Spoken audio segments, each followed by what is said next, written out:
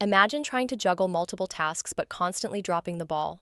This is the reality for many with ADHD and other forms of neurodivergence, where executive dysfunction disrupts planning, prioritizing, and task execution. The term executive functioning was coined in the 1970s by Carl Pribram, whose research indicated that the executive functions are mediated primarily by the prefrontal cortex. So far, we know about four circuits in the prefrontal cortex of the brain that relate to executive function and executive dysfunction.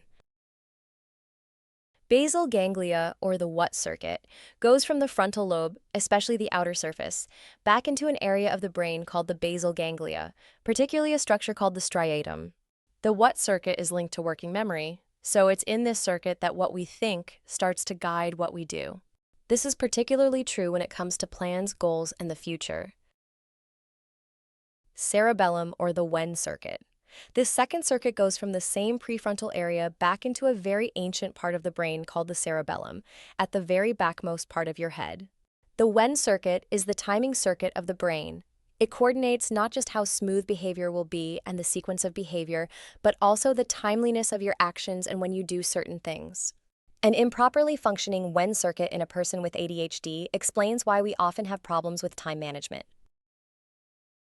Amygdala, or the why circuit.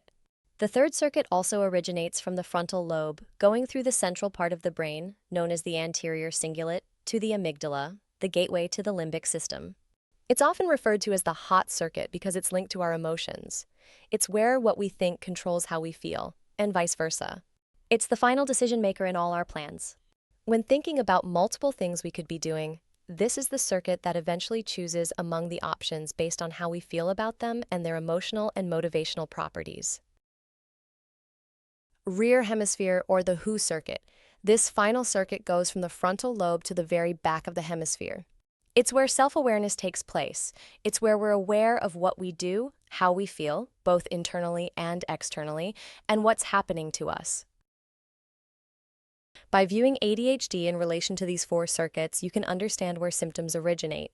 Depending upon which circuits are most impaired and least impaired, you can see variation in the kinds of symptoms that any individual is going to have. Some people have more working memory deficit. Some people have more emotion regulation problems. Some people have more difficulties with timing but less difficulties with all the others. But they all involve these circuits.